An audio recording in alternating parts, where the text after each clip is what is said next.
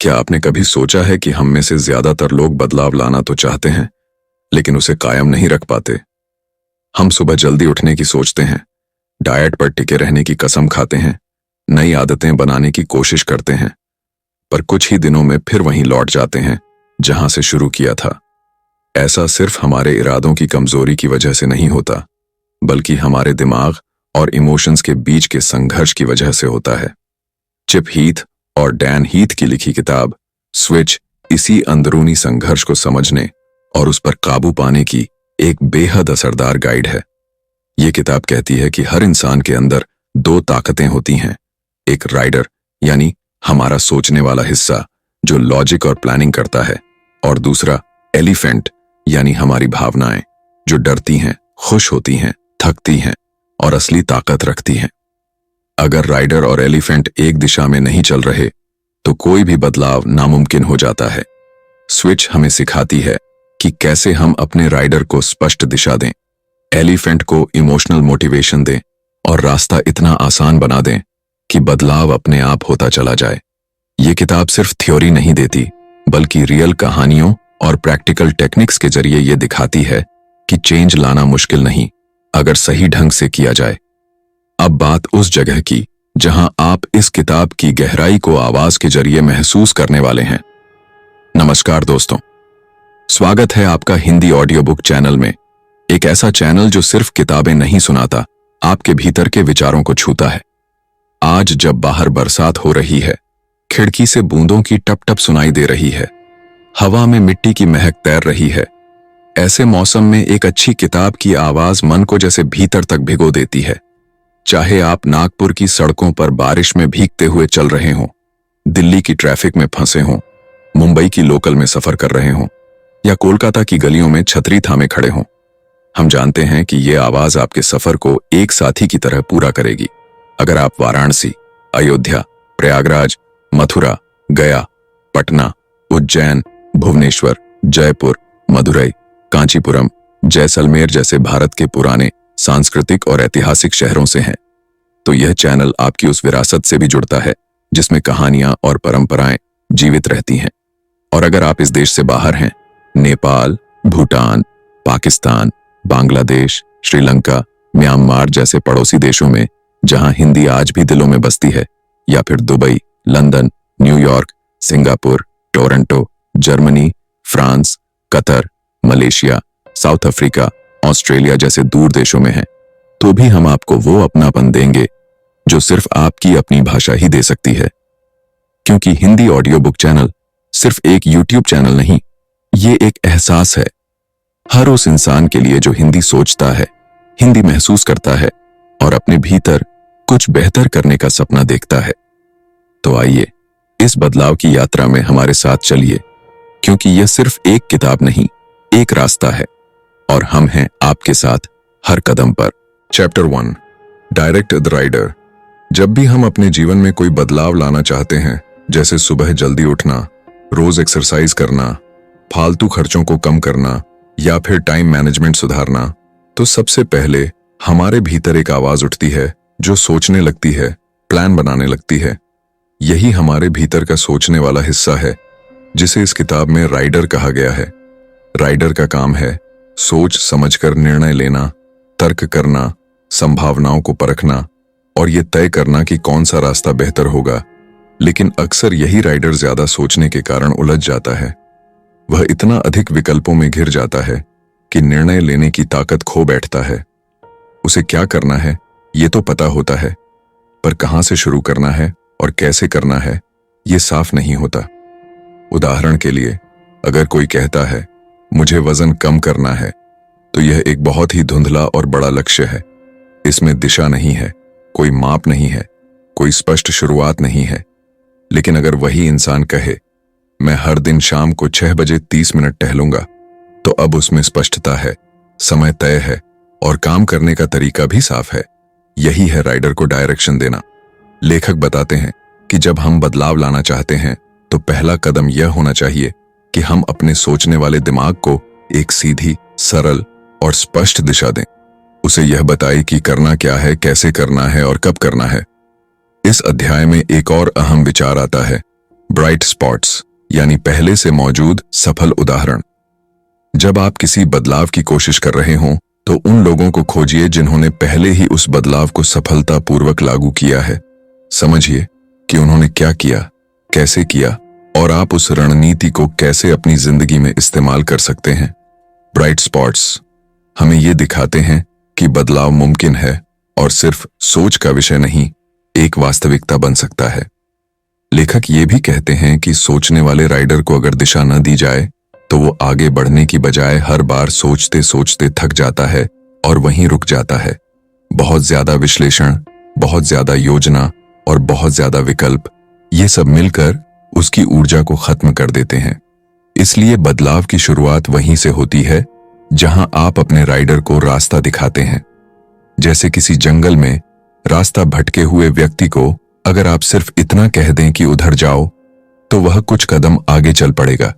लेकिन अगर आप उसे यह भी बता दें कि उस पगडंडी पर जाओ जहां बाईं तरफ 2 बड़े पेड़ हैं और फिर सीधा चलते जाना जब तक एक तालाब न दिखे, तो अब उसके पास एक स्पष्ट मार्ग है। ठीक वैसे ही हमारी आदतों, काम और जीवन के बड़े बदलावों के लिए भी राइडर को यही स्पष्टता चाहिए। उसे समझाइए क्या, कब और कैसे। तो इस पहले अध्याय का सार है, अपने भीतर के राइडर को भटकने न दो। उसे ठोस उदाहरण दिखाओ, उसे एक साफ दिशा दो। लक्ष्य को छोटे, आसान और व्यवहारिक कदमों में बांटो, क्योंकि जब सोचने वाला दिमाग भ्रम में नहीं रहेगा तभी बदलाव की पहली ईंट मजबूती से रखी जा सकेगी। याद रखिए, सोच बड़ी हो सकती है लेकिन शुरुआत हमेशा एक छोटे और स्पष्ट कदम से होती है। Chapter 2, motivate the elephant. अगर राइडर हमारे भीतर सोचने वाला हिस्सा है तो एलिफेंट हमारा भावनात्मक हिस्सा है। राइडर प्लान बनाता है लेकिन बदलाव को असली ताकत और दिशा एलिफेंट देता है। अगर राइडर कहता है चलो, लेकिन एलिफेंट का मन नहीं है तो कोई भी कदम आगे नहीं बढ़ता। एलिफेंट वह है जो महसूस करता है, डरता है, खुश होता है, प्रेरित होता है और थक भी जाता है। वह बदलाव की असली गाड़ी को खींचने वाला जानवर है और अगर वह सहयोग न करे तो बदलाव सिर्फ सोच बनकर रह जाता है।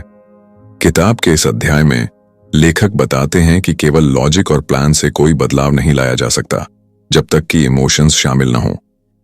उदाहरण के लिए, किसी को डायबिटीज की वजह से अपनी डाइट सुधारनी है। डॉक्टर समझा देता है कि शुगर लेवल खतरनाक है, आंकड़े पेश करता है, रिपोर्ट दिखाता है। यह सब राइडर के लिए है। लेकिन अगर उस व्यक्ति के मन में डर नहीं जगा, जिम्मेदारी का भाव नहीं आया या परिवार के लिए कुछ करने का जज्बा नहीं जगा, तो वह बदलाव नहीं करेगा।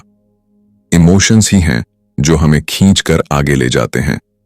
लेखक कहते हैं कि अगर बदलाव लाना है तो एलिफेंट को प्रेरित करना अनिवार्य है।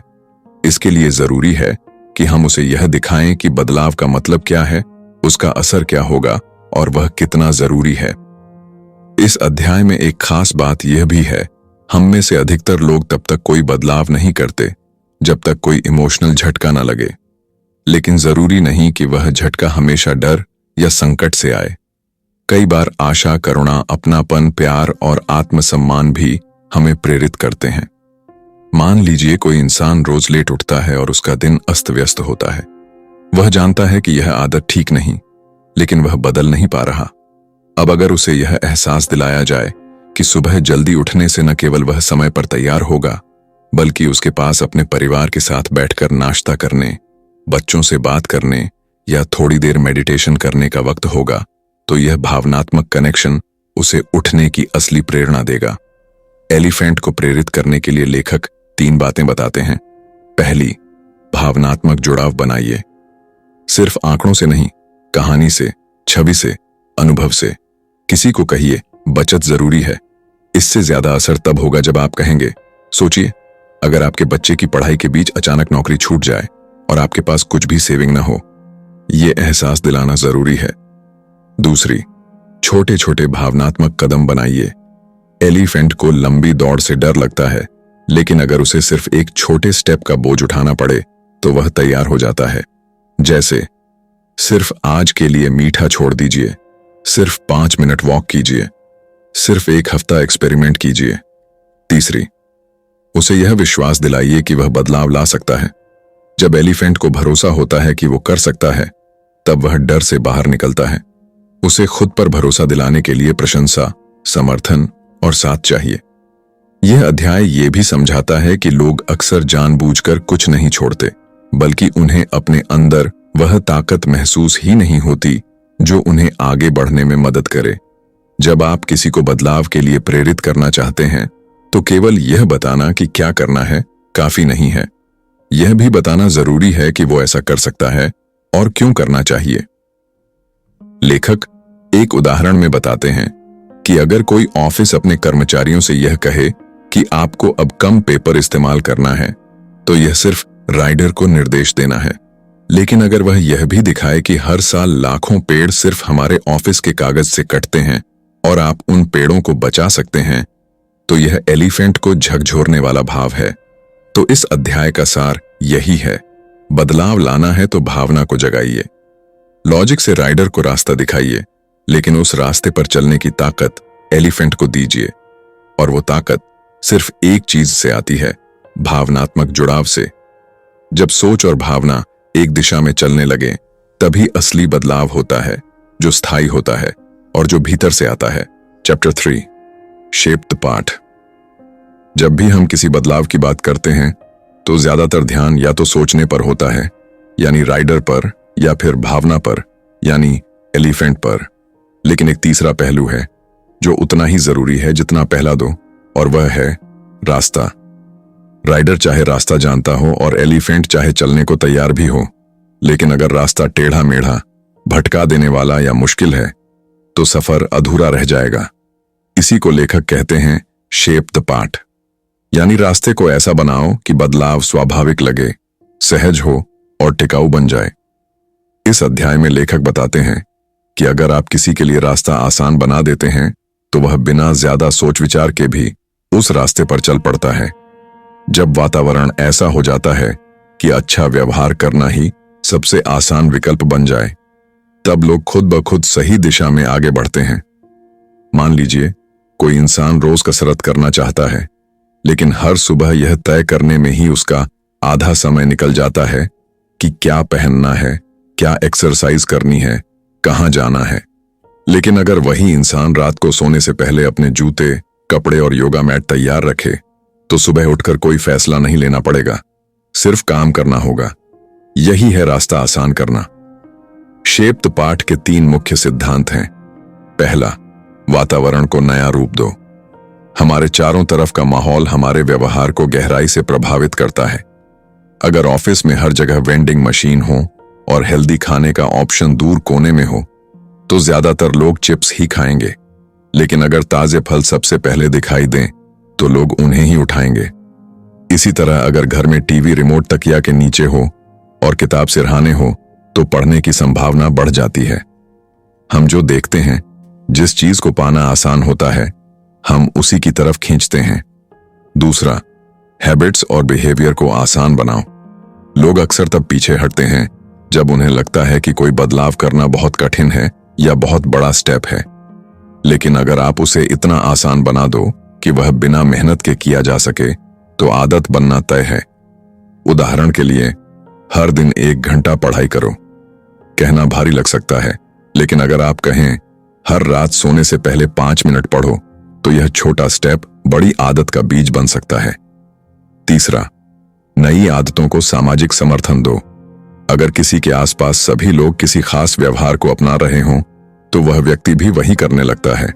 जैसे अगर किसी ऑफिस में सभी लोग समय पर आते हैं और अपनी डेस्क साफ रखते हैं, तो नया कर्मचारी भी वैसा ही व्यवहार करने लगता है। इसे लेखक कहते हैं हर्ड बिहेवियर, यानी झुंड की ताकत। बदलाव लाने के लिए आपको माहौल को ऐसा बनाना होगा जहां वह बदलाव नया नहीं, बल्कि सामान्य लगे। जब कोई इंसान महसूस करता है कि वह अकेला नहीं है और सभी उसी दिशा में जा रहे हैं, तो उसे डर नहीं लगता। इस अध्याय में यह भी बताया गया है कि हमें बदलाव को केवल इच्छा या प्रेरणा पर नहीं छोड़ना चाहिए। प्रेरणा अच्छी बात है, लेकिन अगर वातावरण उलझा हुआ है, तो प्रेरणा दम तोड़ देती है। रास्ता अगर सरल है, व्यवस्थित है और स्वाभाविक है, तो बदलाव बिना जोर दिए भी हो जाता है। मान लीजिए कोई संस्था चाहती है कि उसके कर्मचारी हर मीटिंग के बाद फीडबैक दें। अगर फॉर्म लंबा हो या लिंक मेल में ढूंढना पड़े तो लोग टाल देंगे, लेकिन अगर एक छोटा फीडबैक बॉक्स मीटिंग रूम के दरवाजे पर रखा हो जिसमें सिर्फ 3 शब्दों का उत्तर देना हो तो ज्यादातर लोग भर देंगे। तो इस अध्याय का सार है, अगर आप बदलाव को आसान बना दो, माहौल को सहायक बना दो और सामाजिक रूप से उसे स्वीकार्य बना दो तो लोग उसे अपनाने लगते हैं। राइडर को दिशा चाहिए, एलिफेंट को प्रेरणा चाहिए, और दोनों को एक ऐसा रास्ता चाहिए जिस पर चलना आसान हो, स्पष्ट हो और जो खुद रास्ता दिखाए। जब आप रास्ते को समझदारी से डिजाइन करते हैं तो बदलाव कठिन नहीं रहता, वह एक सहज प्रक्रिया बन जाता है जो धीरे धीरे जीवन का हिस्सा बन जाती है। यही है शेप द पाथ, बदलाव का तीसरा और मजबूत स्तंभ। Chapter 4, find bright spots. जब जिंदगी में कोई चीज ठीक से काम नहीं कर रही होती या जब हमें किसी बड़े बदलाव की जरूरत महसूस होती है तो हमारी पहली प्रवृत्ति होती है समस्या को खोजने की, कमियों पर ध्यान देने की और बार बार यह सोचने की कि क्या गलत हो रहा है। लेकिन स्विच किताब में लेखक कहते हैं कि अगर आप सच में बदलाव लाना चाहते हैं तो सिर्फ ये मत सोचिए कि क्या गलत है, बल्कि ये खोजिए कि क्या सही है, भले ही वो छोटा ही क्यों ना हो। इसी विचार को लेखक नाम देते हैं ब्राइट स्पॉट्स, यानी छोटे छोटे ऐसे पॉजिटिव उदाहरण जो यह दिखाते हैं कि कुछ तो है जो सही दिशा में काम कर रहा है। और अगर हम उस छोटे उदाहरण को समझें, उसका विश्लेषण करें और उसे दोहराएं तो वह एक बड़ा बदलाव बन सकता है। इस अध्याय की शुरुआत एक असाधारण और सच्ची घटना से होती है। वियतनाम में बच्चों में कुपोषण की समस्या बहुत गंभीर थी। विदेशी एक्सपर्ट्स ने वहां जाकर सोचा कि उन्हें कोई बड़ा समाधान निकालना होगा, जैसे साफ पानी की व्यवस्था, गरीबी हटाना या हेल्थ सिस्टम में सुधार। लेकिन एक सलाहकार ने वहां की एक ग्रामीण मां को देखा जिसने अपने बच्चों को दूसरों की तुलना में ज्यादा स्वस्थ रखा था।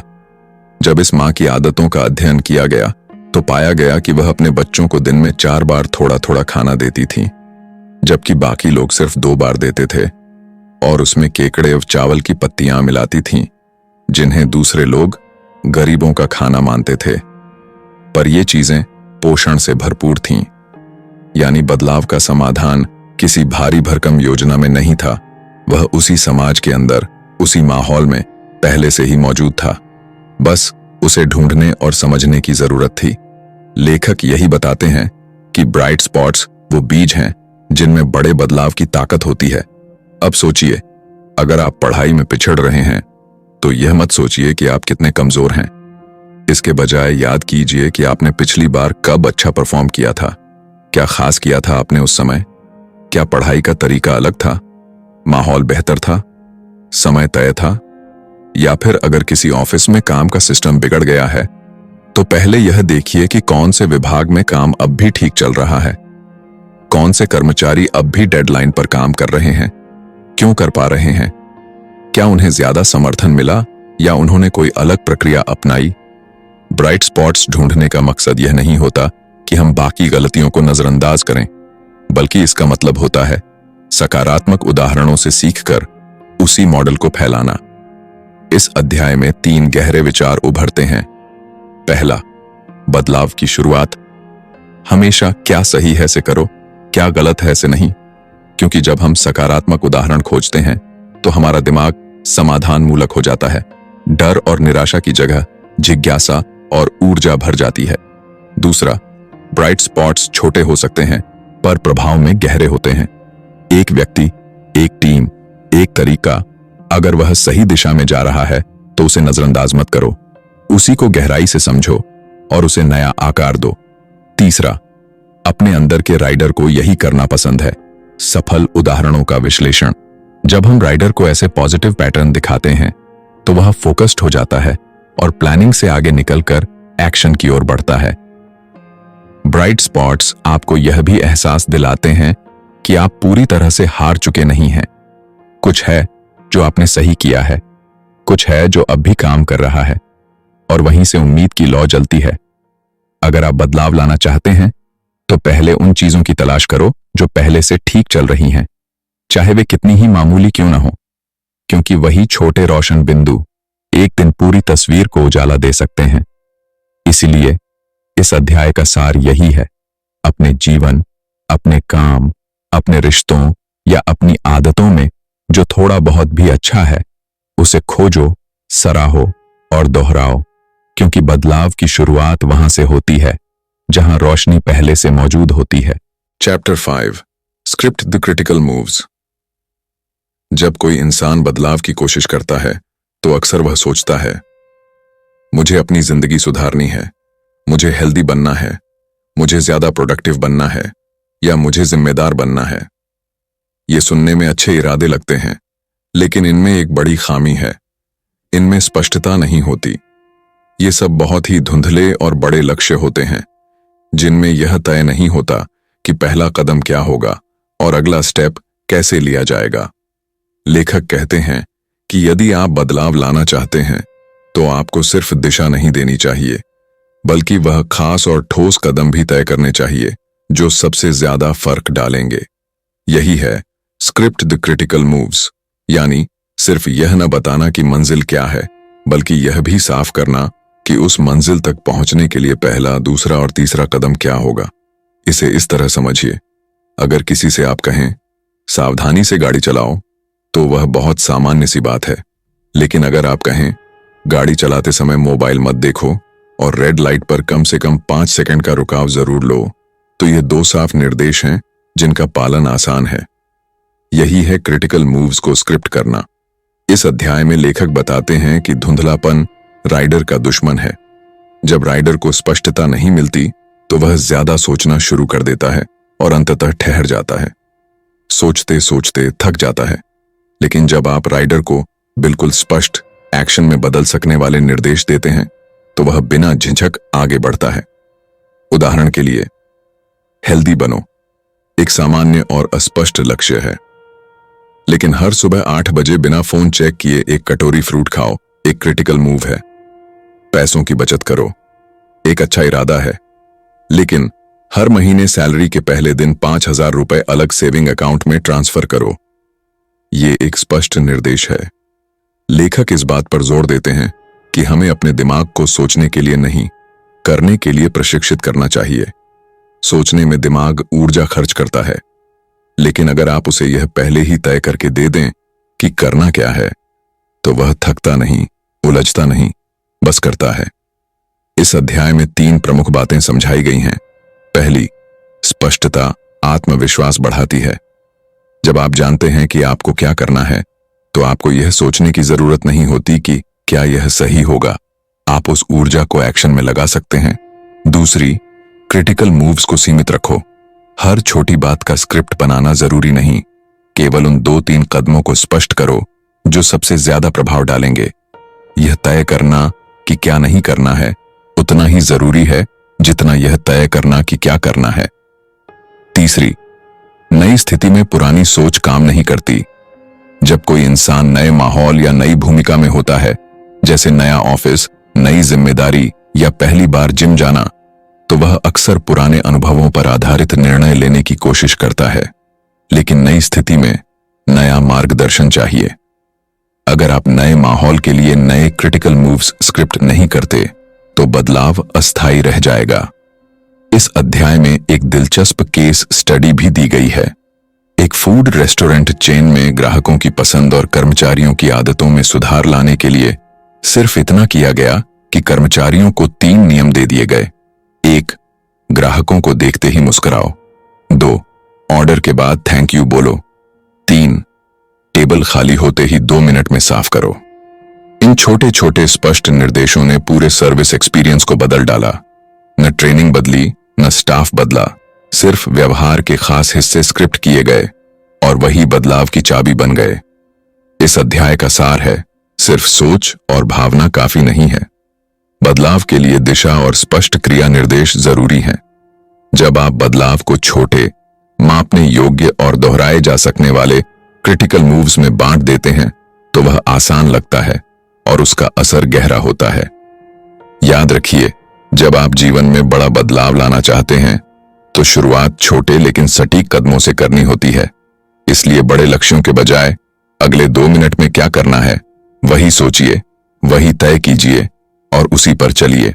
बदलाव सोच से नहीं, एक्शन से आता है, और एक्शन तब आता है जब क्रिटिकल मूव्स पहले से स्क्रिप्ट किए गए हों। Chapter 6, point two the destination.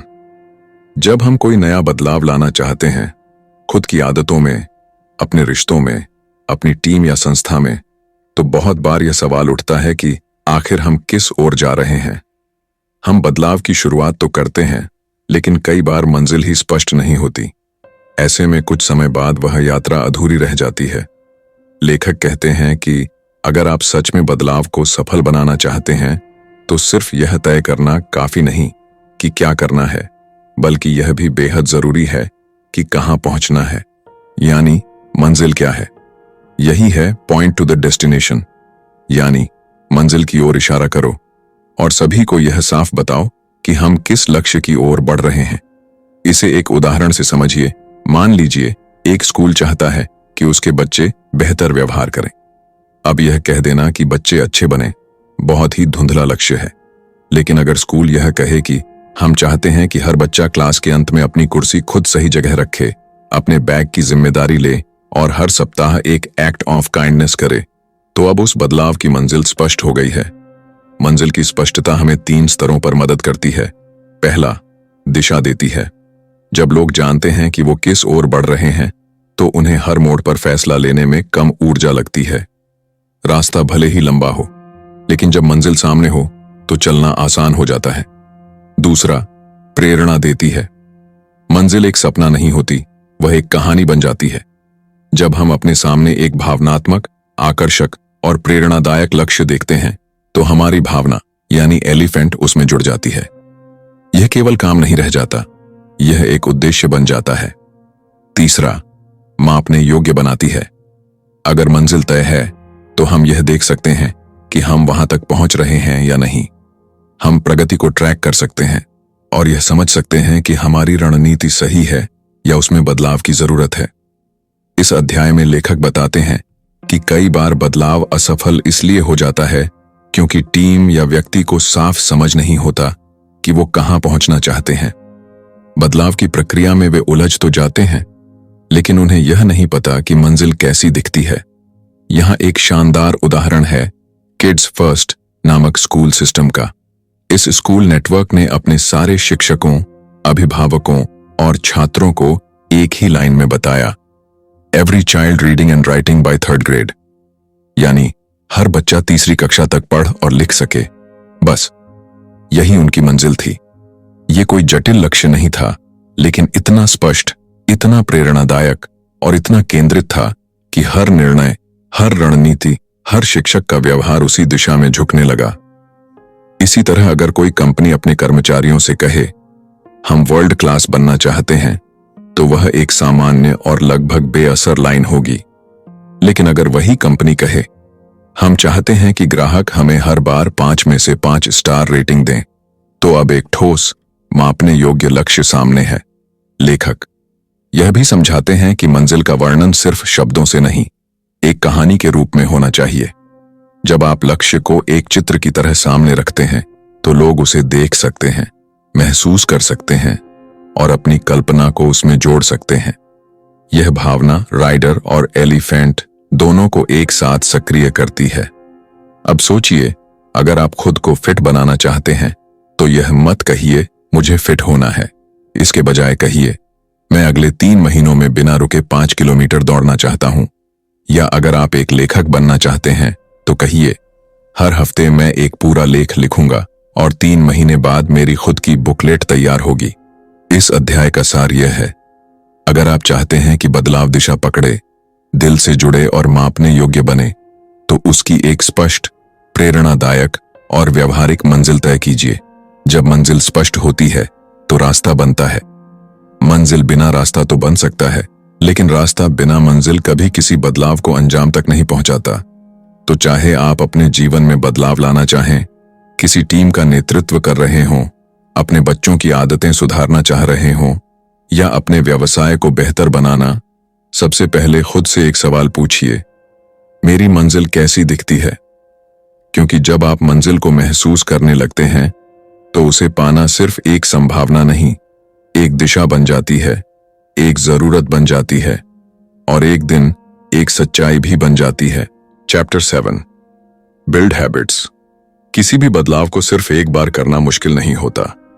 हम एक दिन जल्दी उठ सकते हैं, एक दिन हेल्दी खा सकते हैं, एक दिन मोबाइल दूर रख सकते हैं, एक दिन बहुत अच्छा परफॉर्म कर सकते हैं, लेकिन अगर वही चीज हर दिन लगातार बिना हिचक के करनी हो तो असली चुनौती वहीं से शुरू होती है और यहीं से आता है बिल्ड हैबिट्स का विचार। लेखक कहते हैं कि बदलाव तभी टिकाऊ बनता है जब वह आदत बन जाए, जब आपको हर बार कोई फैसला नहीं लेना पड़े, जब वह नया व्यवहार आपकी दिनचर्या का हिस्सा बन जाए, तब आप बिना ज्यादा मानसिक मेहनत के भी उसी दिशा में बढ़ते चले जाते हैं। हमारा मस्तिष्क, खासकर राइडर, हर दिन ढेरों निर्णय लेता है। कब उठना है, क्या पहनना है, क्या खाना है, किससे बात करनी है, कितना काम करना है। ये सारी चीजें हमारी ऊर्जा को खपत करती हैं। लेकिन जब कोई व्यवहार आदत बन जाता है तो दिमाग की मेहनत कम हो जाती है, क्योंकि वह निर्णय लेना बंद कर देता है। जैसे ब्रश करना, बटन लगाना, रास्ता पहचानना, इनमें कोई निर्णय नहीं लेना पड़ता क्योंकि ये सब आदतें बन चुकी हैं। लेखक इस अध्याय में बताते हैं कि अगर आप बदलाव को रोजाना का हिस्सा बनाना चाहते हैं तो उसे सोचने की चीज से हटाकर सिस्टम की चीज बना दीजिए। यानी आपको हर बार यह नहीं सोचना चाहिए कि करना है या नहीं, बल्कि उसे एक ऐसी प्रक्रिया में बांध देना चाहिए जो अपने आप होती जाए। अब सवाल यह उठता है कि आदतें बनती कैसे हैं। लेखक आदतें बनाने के लिए 3 अहम तत्वों की बात करते हैं। पहला, ट्रिगर यानी संकेत। हर आदत की शुरुआत एक संकेत से होती है, जैसे सुबह की अलार्म, ऑफिस पहुंचने पर कंप्यूटर ऑन करना या खाने के बाद चाय की इच्छा। अगर आप एक नई आदत बनाना चाहते हैं तो उसे किसी पुराने ट्रिगर से जोड़ दीजिए। उदाहरण, हर रात ब्रश करने के बाद 5 मिनट मेडिटेशन करूंगा या दोपहर के खाने के बाद 5 मिनट पैदल चलूंगा। जब आप किसी मौजूदा आदत के साथ नई आदत जोड़ते हैं तो उसे अपनाना आसान हो जाता है। दूसरा, स्पष्ट और सरल व्यवहार। कोई भी नई आदत अगर बहुत कठिन हो, समय लेने वाली हो या भारी महसूस हो तो वह लंबे समय तक टिकती नहीं। इसलिए आदत को इतना आसान बनाइए कि वह बहाना न बने। उदाहरण, हर दिन आधे घंटे पढ़ना भारी लग सकता है, लेकिन हर दिन सिर्फ 2 पन्ने पढ़ना आसान लगेगा और यही धीरे धीरे बड़ी आदत बन सकता है। तीसरा, रिपीटेशन यानी दोहराव। कोई आदत एक दिन में नहीं बनती, लेकिन अगर आप उसे लगातार दोहराते हैं तो दिमाग उसे डिफॉल्ट मोड में बदल देता है। कई रिसर्च यह दिखाती हैं कि नई आदत को स्थायी रूप से स्थापित होने में लगभग 41 दिन का नियमित अभ्यास लगता है, यानी लगातार वही काम करते रहना जब तक दिमाग उसे रूटीन में शामिल न कर ले। इस अध्याय में एक बेहतरीन उदाहरण दिया गया है। एक कंपनी चाहती थी कि उसके सेल्समैन रोज अपने प्रोडक्ट्स का स्टेटस अपडेट करें, लेकिन वे ऐसा नहीं कर रहे थे। उन्हें बार बार याद दिलाना पड़ता था। फिर कंपनी ने एक सिंपल तरीका अपनाया। जैसे ही वे ऑफिस में एंट्री करते, उन्हें एक नोटिफिकेशन मिलता। पहले स्टेटस अपडेट, फिर कॉफी, और इस नियम को हर मीटिंग में दोहराया गया। कुछ ही दिनों में यह रूटीन बन गया। बिना याद दिलाए सेल्समैन खुद स्टेटस भरने लगे। यहां एक गहरा पॉइंट है। जब आप एक व्यवहार को आदत में बदल देते हैं तो वह बदलाव की स्थायी ईंट बन जाता है। अब वह व्यक्ति की सोच या मूड पर निर्भर नहीं रहता। लेखक यह भी कहते हैं कि आदतें व्यक्ति की नहीं, माहौल की देन होती हैं। अगर आप हेल्दी बनना चाहते हैं तो फ्रिज में ताजे फल और सलाद रखिए, जंक फूड बाहर कर दीजिए। अगर आप पढ़ाई की आदत बनाना चाहते हैं तो किताबें सिरहाने रखें और मोबाइल दूसरी जगह रखें। आदतें बनाने के लिए माहौल को आपकी मदद करनी चाहिए, न कि रुकावट बननी चाहिए। तो इस अध्याय का सार है, अगर आप बदलाव को लंबे समय तक बनाए रखना चाहते हैं तो उसे आदत बनाइए, उसे रोजमर्रा के जीवन से जोड़िए, किसी ट्रिगर से बांधिए और आसान बनाइए ताकि वह स्वाभाविक लगने लगे। बदलाव कोई एक दिन की प्रेरणा से नहीं आता, बल्कि वह रोज के छोटे छोटे अभ्यास से आता है। और जब कोई चीज बार बार की जाए, एक सिस्टम में ढल जाए, तो वह आपकी पहचान बन जाती है। इसलिए याद रखिए, बदलाव की सबसे बड़ी गारंटी है सही आदत, और सही आदत की शुरुआत होती है एक छोटे, आसान, दोहराए जा सकने वाले कदम से जिसे आप रोज दोहराएं, बिना रुके, बिना थके, जब तक वो आपके जीवन का हिस्सा न बन जाए। चैप्टर 8 टक the critical moves into the environment. जब भी कोई व्यक्ति या संस्था बदलाव की कोशिश करती है तो वह अक्सर सोचती है कि लोगों को कैसे मोटिवेट करें, उन्हें समझाएं, उनके भीतर जागरूकता लाएं। लेकिन लेखक कहते हैं कि बदलाव का सबसे सशक्त तरीका केवल इंसान को बदलना नहीं, बल्कि उसके चारों ओर का वातावरण बदलना है। इस अध्याय में मुख्य विचार यह है कि अगर आप किसी नए व्यवहार को लंबे समय तक बनाए रखना चाहते हैं तो सिर्फ क्रिटिकल मूव्स यानी जरूरी काम तय करना ही काफी नहीं। आपको उन्हें अपने वातावरण में इस तरह टक यानी फिट कर देना है कि वो खुद ब खुद हो जाए और बार बार रिमाइंड न करना पड़े। सोचिए, जब आप होटल के वॉशरूम में जाते हैं और वॉश बेसिन के ठीक पास कूड़ेदान रखा होता है तो आप टिश्यू पेपर वहीं डालते हैं। कोई आपको यह बताने नहीं आता कि टिश्यू को डस्टबिन में डालो, लेकिन फिर भी आप सही करते हैं। क्यों? क्योंकि वातावरण ने सही काम को सबसे आसान बना दिया है। लेखक बताते हैं कि अच्छा वातावरण वो होता है जो सही व्यवहार को आसान और गलत व्यवहार को मुश्किल बना देता है।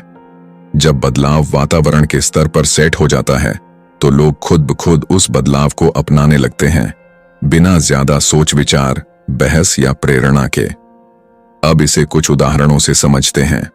उदाहरण 1, अगर आप चाहते हैं कि बच्चे ज्यादा पानी पिए तो स्कूल की कैंटीन में हर टेबल पर एक पानी की बोतल और ग्लास रख दीजिए। अब बच्चा चाहे या न चाहे उसकी नजर बार बार उस पर जाएगी और धीरे धीरे पीने लगेगा।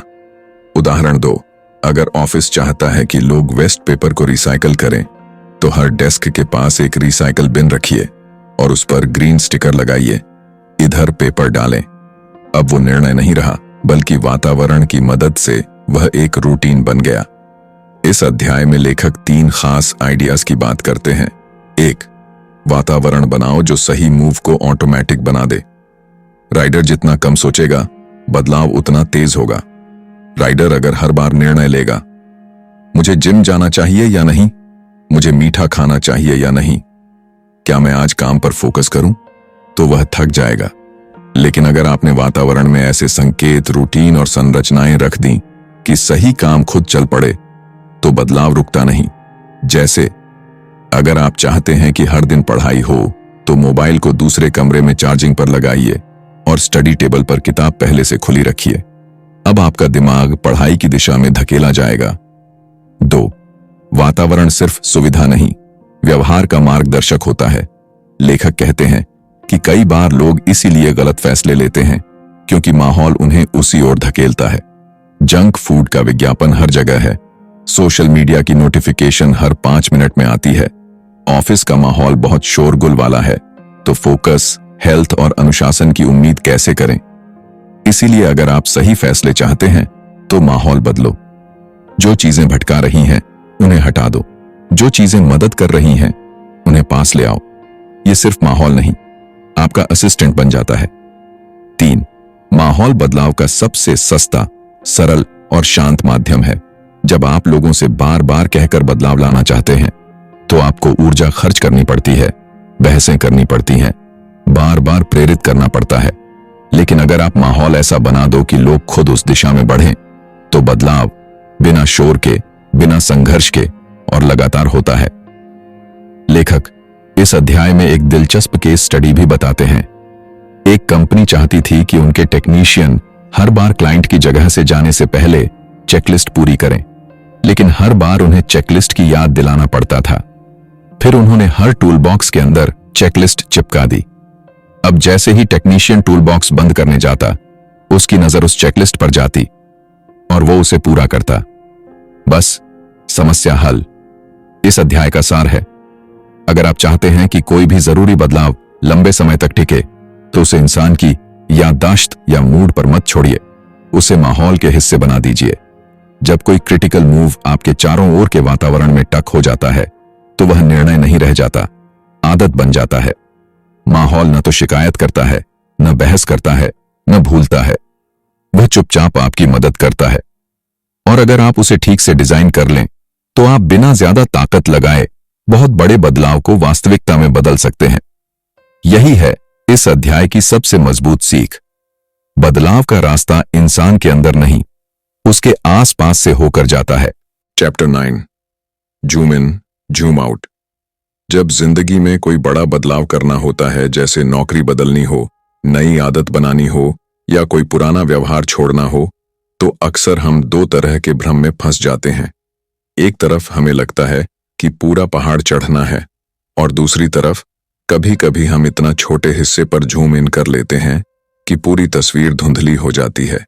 इस अध्याय में लेखक समझाते हैं कि कभी कभी हमें जूम इन करना होता है, यानी छोटे छोटे हिस्सों पर ध्यान देना होता है, और कभी जूम आउट यानी पूरी तस्वीर, बड़ी दिशा और लंबी कहानी को देखना जरूरी होता है।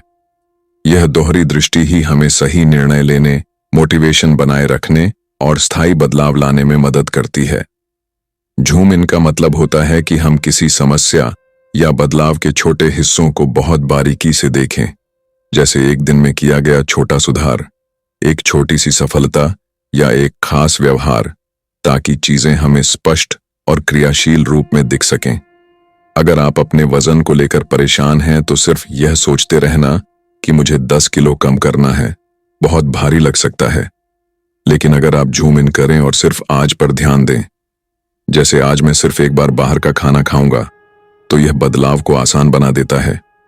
जूम इन करने से हम ब्राइट स्पॉट्स पहचानते हैं, यानी क्या चीज काम कर रही है, कहां सुधार हुआ है और कौन सी छोटी जीत हमें आगे बढ़ा रही है।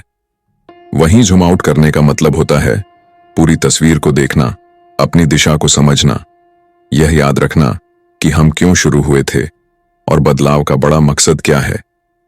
जब हम बहुत ज्यादा डिटेल्स में खो जाते हैं, तो कभी कभी हम थक जाते हैं या उद्देश्य भूल जाते हैं। तब जरूरी है कि हम एक कदम पीछे हटें और पूरे सफर की झलक लें, ताकि मोटिवेशन लौट सके। अगर आप एक लेखक हैं और रोज 300 शब्द लिख रहे हैं, तो कभी कभी यह थकाऊ लग सकता है। लेकिन अगर आप जूम आउट करें और सोचें कि अगर मैं रोज इतना ही लिखता रहूं, तो 3 महीने में मेरी पहली किताब तैयार हो जाएगी, तो एक नया उत्साह आता है। सिर्फ जूम इन करने से हम कभी कभी मायूस हो जाते हैं, क्योंकि हम छोटी गलतियों या धीमी प्रगति पर अटक जाते हैं। और सिर्फ जूम आउट करने से बदलाव भारी लगता है, क्योंकि मंजिल बहुत दूर लगती है। इसलिए लेखक कहते हैं, जब आप थक जाएं, तो जूम आउट कीजिए और देखिए आप कहां से कहां पहुंचे, और जब आप घबरा जाएं, तो जूम इन कीजिए और सिर्फ अगला कदम सोचिए। इस अध्याय में एक प्रेरणादायक उदाहरण दिया गया है। एक अस्पताल ने देखा कि मरीजों को डिस्चार्ज करने में बहुत देरी हो रही है। अगर वे सिर्फ बड़े सिस्टम की शिकायत करते रहते, तो कुछ नहीं बदलता। लेकिन उन्होंने जूम इन करके देखा कि किस छोटे से व्यवहार से देरी हो रही है। उन्होंने पाया कि डॉक्टर एक फॉर्म भरना भूल जाते हैं। फिर उन्होंने फॉर्म को पहले से तैयार करके टेबल पर रख दिया और डिस्चार्ज प्रक्रिया 2 गुनी तेज हो गई। फिर उन्होंने जूम आउट करके पूरे सिस्टम को बेहतर बनाने के लिए दिशा तय की। बदलाव कोई सीधी रेखा नहीं होता। कभी आप आगे बढ़ते हैं, कभी रुकते हैं, कभी लौटते हैं। लेकिन अगर आप यह कला सीख लें कि कब जूम इन करना है और कब जूम आउट, तो आप हर स्थिति में स्थिर रह सकते हैं। जब आप जूम इन करते हैं, तो आपके पास एक्शन स्टेप्स होते हैं, और जब आप जूम आउट करते हैं, तो आपके पास पर्पस होता है। इन दोनों के संतुलन से आप न सिर्फ बदलाव शुरू कर पाते हैं, बल्कि उसे बनाए भी रख सकते हैं, और एक दिन उस मंजिल तक पहुंचते हैं जो कभी असंभव लग रही थी। तो याद रखिए, हर दिन सिर्फ एक अच्छा कदम उठाइए, हर हफ्ते एक बार रुकिए और देखिए आप किस दिशा में जा रहे हैं, और हर बार जब आप थकें, तो उस लक्ष्य को याद कीजिए जिसके लिए आप शुरू हुए थे। यही है जूम इन और जूम आउट की शक्ति, जो किसी भी बदलाव को स्पष्ट भी बनाती है और गहराई भी देती है। Chapter 10 build a growth identity. जब हम बदलाव की कोशिश करते हैं, तो अक्सर खुद से जुड़े पुराने विश्वास हमारे रास्ते की सबसे बड़ी रुकावट बनते हैं। हम अपने मन में यह सोच बैठते हैं कि मैं ऐसा नहीं कर सकता, मैं हमेशा से आलसी रहा हूं, मैं लोगों के सामने बोल नहीं पाता, मैं डिसिप्लिन में अच्छा नहीं हूं। ये वाक्य सिर्फ सोच नहीं होते, ये हमारी आइडेंटिटी यानी पहचान बन जाते हैं। और जब पहचान एक बार जम जाती है, तो इंसान खुद को उसी दायरे में सीमित कर लेता है। इस अध्याय में लेखक कहते हैं कि अगर आपको बदलाव लाना है तो आपको सिर्फ बाहरी आदतें नहीं बदलनी, बल्कि अपनी पहचान को दोबारा गढ़ना होगा। आपको खुद को उस इंसान की तरह देखना होगा जो सीख सकता है, जो बदल सकता है, जो गलती से डरता नहीं बल्कि उसे सुधारने का अवसर मानता है। यही सोच है ग्रोथ आइडेंटिटी, एक ऐसा आत्मविश्वास जो यह मानता है कि मैं अभी जो हूं उससे बेहतर बन सकता हूं।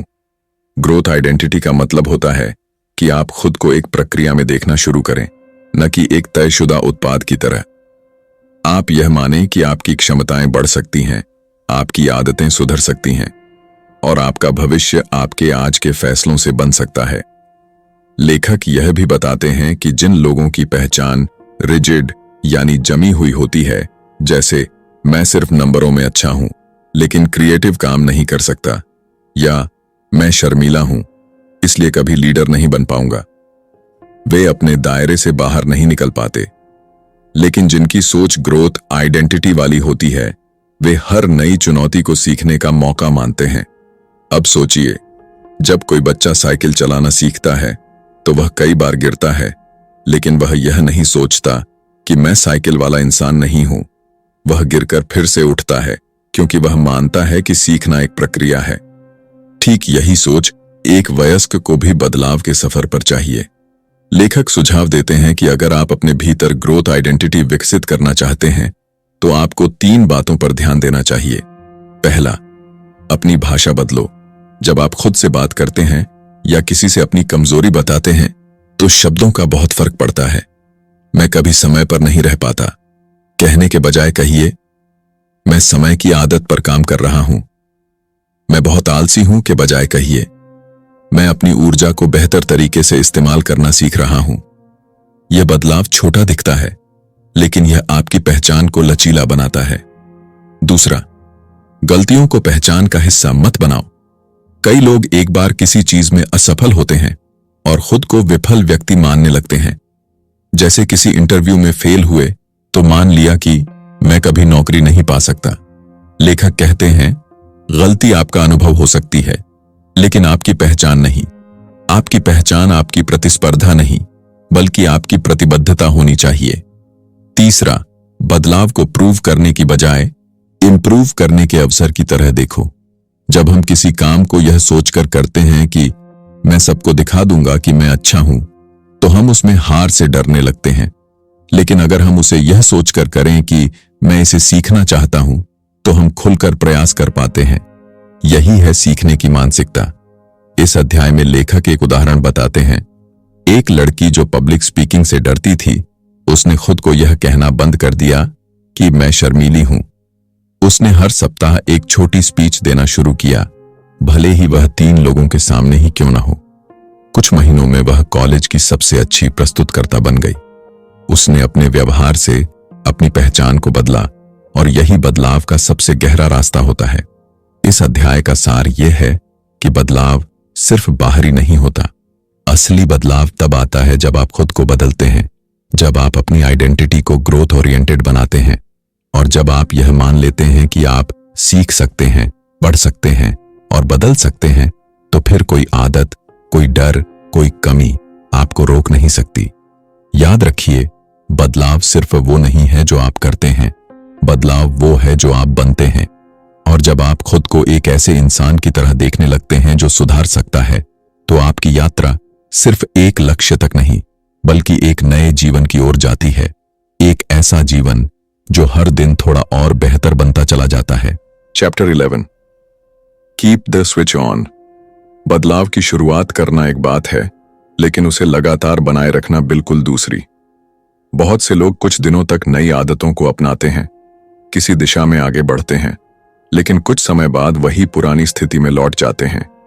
इसलिए इस आखिरी अध्याय में लेखक एक बेहद जरूरी सवाल उठाते हैं, बदलाव को जिंदा कैसे रखा जाए, यानी एक बार जो स्विच ऑन किया है उसे चालू कैसे रखा जाए।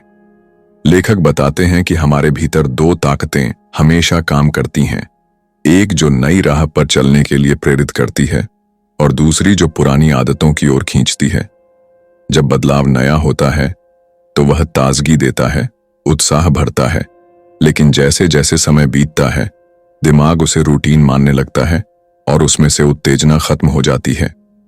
ऐसे में स्विच ऑफ हो सकता है, यानी आप अपनी पुरानी आदतों में वापस लौट सकते हैं। इस अध्याय में लेखक समझाते हैं कि अगर आप चाहते हैं कि बदलाव स्थायी बने तो आपको एक ऐसी संरचना बनानी होगी जो उस बदलाव को पोषण देती रहे, उसे मजबूत करती रहे और लगातार याद दिलाती रहे कि आप क्यों शुरू हुए थे। अब सवाल ये उठता है कि यह कैसे किया जाए। 1. Celebrate small wins. हर बदलाव में बड़ी सफलता धीरे धीरे आती है, लेकिन छोटी सफलताएं रोज होती हैं। इन्हीं को पहचानना और मनाना जरूरी है।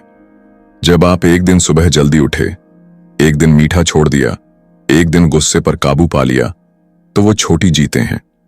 इन्हें नजरअंदाज मत करो। इन्हीं को देखकर मस्तिष्क को यह एहसास होता है कि मैं कर सकता हूं, और यही आत्मविश्वास बदलाव को जीवित रखता है। छोटे इनाम, तारीफ, सेल्फ अप्रिसिएशन, ये सब दिमाग के लिए संकेत होते हैं कि आप सही रास्ते पर हैं। 2. पहचान को रीइंफोर्स करो। पहले के अध्याय में हमने ग्रोथ आइडेंटिटी की बात की थी। इस अध्याय में लेखक बताते हैं कि पहचान को लगातार मजबूत करना जरूरी है। अगर आपने खुद को एक अनुशासित इंसान मानना शुरू किया है, तो हर बार जब आप डिसिप्लिन में रहते हैं, अपने भीतर दोहराइए, मैं ऐसा ही हूं, ये मेरी पहचान है।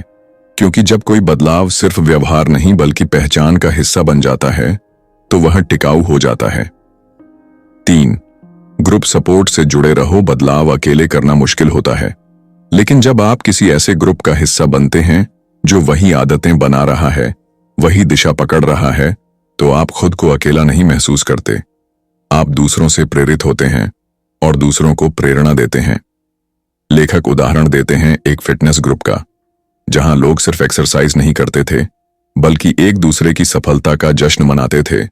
जब किसी का मन भटकता था तो उसे वापस लाने में मदद करते थे। यह सामूहिक ऊर्जा उस व्यक्ति की निजी ऊर्जा से ज्यादा स्थायी बन जाती है। 4. भावनात्मक कनेक्शन को जिंदा रखो। बदलाव सिर्फ लॉजिक से नहीं होता, भावना से होता है। जब आप अपने बदलाव को किसी बड़ी भावना से जोड़ते हैं, जैसे परिवार की खुशी, अपने भविष्य की रक्षा, आत्मसम्मान या अपने बच्चों को एक बेहतर उदाहरण देने की इच्छा, तो वह बदलाव सिर्फ टास्क नहीं रह जाता, वह एक मिशन बन जाता है। हर बार जब आप थक जाएं या पुरानी आदत की ओर खींचें, तो रुककर सोचिए, आपने यह बदलाव क्यों शुरू किया था? वह दर्द क्या था जिसने आपको शुरुआत करने पर मजबूर किया? वह सपना क्या था जो आपको उस रास्ते पर लाया? 5. खुद को यह बताना कि बदलाव एक सफर है, मंजिल नहीं।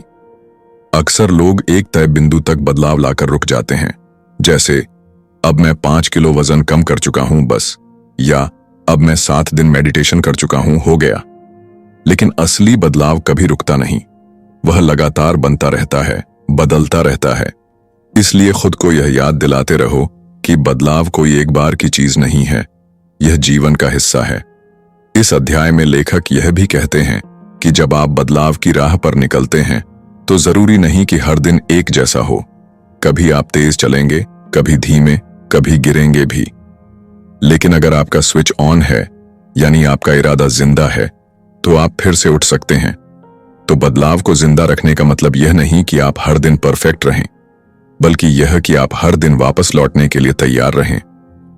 अध्याय का सार यह है, बदलाव की शुरुआत करना बहादुरी है, लेकिन उसे बनाए रखना समझदारी है। और यह समझदारी तब आती है जब आप छोटे प्रयासों को सराहते हैं, अपनी पहचान को रोज दोहराते हैं, ग्रुप से जुड़कर चलना सीखते हैं, अपने इमोशनल मकसद को बार बार याद करते हैं और खुद से यह वादा करते हैं, मैं कभी रुकूंगा नहीं, बस हर बार फिर से चलना शुरू कर दूंगा। तो दोस्तों, ये थी किताब स्विच की पूरी कहानी। एक ऐसी किताब जो हमें यह सिखाती है कि असली बदलाव सिर्फ सोचने से नहीं, बल्कि सोचने, महसूस करने और माहौल को समझदारी से बदलने से आता है। राइडर को दिशा दो, हाथी को मोटिवेशन दो और रास्ता आसान बनाओ। यही 3 सिद्धांत जीवन के हर बदलाव में मदद कर सकते हैं, चाहे वो आपकी आदतें हों, रिश्ते हों, काम हो या खुद के भीतर कोई बड़ी लड़ाई। हर अध्याय हमें एक नई परत खोलकर दिखाता है कि बदलाव कोई जादू नहीं है, बल्कि वह एक साइंटिफिक और इंसानी प्रक्रिया है जिसे कोई भी सीख सकता है, महसूस कर सकता है और खुद में उतार सकता है। आप सुन रहे थे हिंदी ऑडियो बुक चैनल, जहां किताबें सिर्फ शब्द नहीं होती बल्कि एहसास बनकर आपके दिल तक पहुंचती हैं। हम कोशिश करते हैं कि हर कहानी, हर विचार, हर सीख आपके जिंदगी से जुड़ जाए, जैसे कोई अपना आपको अपने ही अंदाज में कुछ जरूरी बातें समझा रहा हो। चाहे आप मुंबई की भागदौड़ में हो, दिल्ली के ट्रैफिक में फंसे हों, कोलकाता की बारिश में किसी खिड़की से बाहर देख रहे हों, चेन्नई की धूप में साइकिल चला रहे हों, लखनऊ की गलियों में टहल रहे हों, जयपुर की हवाओं में खोए हों या वाराणसी के घाटों पर बैठकर अपनी सोच से बात कर रहे हों, ये किताबें हमेशा आपके साथ चलती हैं। और सिर्फ भारत ही क्यों, अगर आप पाकिस्तान के लाहौर में हैं, नेपाल के पोखरा में, बांग्लादेश के ढाका में, भूटान के थिम्पू में या Mauritius, Fiji, Suriname, UAE, Canada, US, UK या कहीं भी हैं जहां हिंदी बोली जाती है, ये आवाज आपके दिल तक पहुंचना चाहती है। हमारी कोशिश यही है कि किताबों की ये रोशनी नागपुर से लेकर नोएडा, भोपाल से लेकर पटना, अहमदाबाद से लेकर अमृतसर और आगरा, इलाहाबाद, रांची, शिमला, श्रीनगर जैसे भारत के पुराने और ऐतिहासिक शहरों से होते हुए आपकी जिंदगी में भी उजाला लाए। अगर आपको यह ऑडियो बुक पसंद आई हो तो हमारे चैनल को सब्सक्राइब करें, शेयर करें और हमें बताइए कि अगली किताब कौन सी होनी चाहिए, क्योंकि यहाँ हर आवाज आपकी है, हर कहानी आपकी है और यह सफर आपका और हमारा साथ मिलकर लिखा गया एक खूबसूरत बदलाव है। हिंदी ऑडियो बुक, जहां हर किताब आपकी जिंदगी की कहानी बन सकती है।